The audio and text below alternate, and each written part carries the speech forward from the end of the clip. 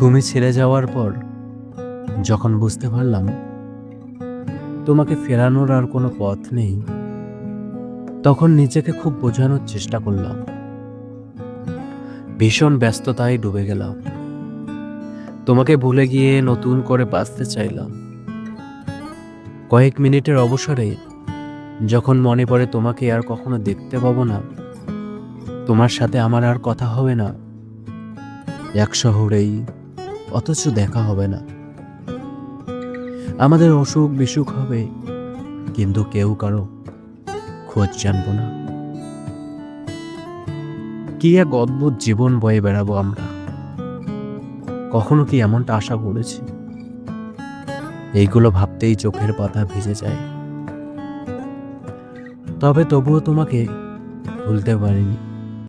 আমি চাই তুমি ভালো থেকো।